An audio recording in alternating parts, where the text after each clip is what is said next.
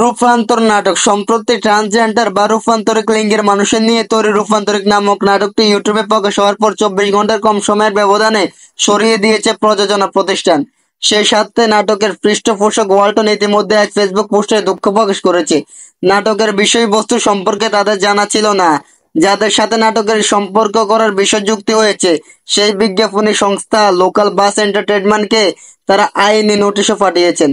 নাটকটি ইউটিউবে প্রকাশ হওয়ার পর থেকে সামাজিক যোগাযোগের মাধ্যমে দর্শকরা ওয়ালটনের পণ্য বয়কটের ডাক দেয়। অনেকে অভিযোগ করেছে এর মাধ্যমে ট্রান্সজেন্ডার প্রচারণা করা হচ্ছে। অপরদিকে নাটকটি সরিয়ে নেওয়ার জন্য আবারও সমালোচনা করছে। তারা বলেছে ট্রান্সজেন্ডার যেহেতু সমাজের একটি অংশ সেটা তুলে ধরা হয়েছে। নাটকের পরিচালনা বলেছে পুরো ঘটনা তিনি মর্মাহত। এই নাটকটি ঘিরে আসলে কি ঘটেছে সেটা বিস্তারিত জানাবো আমি মানালি। কি ছিল রূপান্তরিক নাটকে? রূপান্তর নাটকটি 15 এপ্রিল সোমবার সন্ধ্যায় ইউটিউবে প্রচার করা হয়েছিল, কিন্তু দর্শকদের সমালোচনার মুখে পরের দিন সকালে তা প্রয়োজন প্রতিষ্ঠান 51 মিডিয়া ইউটিউবের চ্যানেল থেকে সরিয়ে নেওয়া হয়েছে। কিন্তু রাফাত মজুমদার রিঙ্কু পরিচালিত রূপান্তরিক নাটকটি প্রয়োজনা প্রতিষ্ঠান সরিয়ে নিলেও নাটকের কপি এবং বিভিন্ন ইউটিউব চ্যানেলে দেখতে পাওয়া যাচ্ছে। এখন প্রশ্ন হলো এই নাটকটি কি এমন আছে যার জন্য সেটি ইউটিউব থেকে সরিয়ে নিতে হলো? কেনই বা এই ইস্যুকে ঘিরে ওয়ালটনকে জনগণের কাছে ক্ষমা চাইতে হলো? এই নাটকটি একজন চিত্রশিল্পীকে ঘিরে গল্পে, যার নাম সৌরভ চরিত্র চরিত্র অভিনয় করেছেন সেই রূপান্তরিক সেই নাটকে। প্রিয় দর্শক, রূপান্তর নাটকে দেখানো হয়েছে 1989 সালে নরসিংদীতে একটি ট্রেন দুর্ঘটনা মোট 170 জন মারা যায়। সে সময় সৌরভের বয়স ছিল 1 বছর। ভাগ্যক্রমে সেই দুর্ঘটনা সৌরভ বেঁচে গেলেও তার বাবা মা মারা যায়।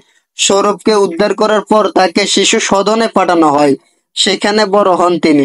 পরিবার পরিজন ছাড়া বেড়ে ওঠা সৌরভ তার শিল্পকর্মের গুণে এক সময় একজন খ্যাতিমান চিত্রশিল্পী হয়ে ওঠেন। নাটকের চরিত্রে সৌরভে অনেক মানুষের ছবি আঁকতে দেখা যায়। ঘটনাক্রমে তিনি নাটকের আরেক চরিত্র রিমঝিমের ছবি আঁকেন। রিমঝিম সে ছবি দেখে মুগ্ধ হন।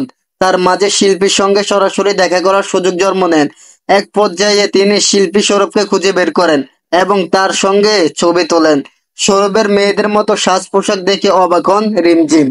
নাটকে আরো দেখা যায় সৌরভের বেশভূষায় থাকছে শাড়ি বা সালোয়ার কামিজ, কপালে টিপ, গলায় পুঁতির মালা, হাতে চুড়ি, নাকে নথ, কানে দুল, চোখে গাঢ় কাজল, মাথায় পরচুল, হাতে নইল পালিশ ইত্যাদি।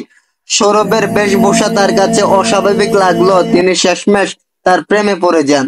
এক পর্যায়ে রিমঝিমের পক্ষ থেকে পারিবারিকভাবে বিয়ের প্রস্তাব পাঠানো হয় সৌরভের কাছে। কিন্তু সৌরভ রিমঝিমের মাকে সরাসরি জানিয়ে দেন যে বিয়ে করা তার পক্ষে সম্ভব না। তবে রিমঝিম নাছোড়বান্দা, তিনি তার মাকে জানায় যে বিয়ে করলে সৌরভকেই করব। শেষে একজন চিকিৎসকের মাধ্যমে জানানো হয় সৌরভ হরমোনজনিত একটি সমস্যায় আক্রান্ত। চিকিৎসকের ভাষায় Sourav disorder of sex development DSD সে আক্রান্ত। একটি শিশু জন্মগতভাবে জেনেটিক সেক্স থাকে, আরেকটি থাকে ফেনোটাইপিক সেক্স। এই দুটির মাঝে অসামঞ্জস্য থাকলে সেক্স প্রকাশিত হয় না। নাটকের চিকিৎসকের বাধ্য অনুযায়ী সৌরভ জেনেটিক্যালি একজন মেয়ে। শুরুতে তার মেয়েলি হরমোন প্রকাশিত হলেও পরবর্তীতে সেটি বিকশিত হতে থাকে। অতএব নাটকের চিকিৎসকের ব্যাখ্যা অনুযায়ী সৌরভ জেনেটিক্যাল একজন মেয়ে। শুরুতে তার মেয়েলি হরমোন প্রকাশিত না হলেও পরবর্তী সেটি বিকশিত হতে থাকে। অতএব সৌরভ দেখতে পুরুষের মতো হলেও তিনি একজন নারী। রূপান্তরিক নাটকের মূল গল্প এটাই।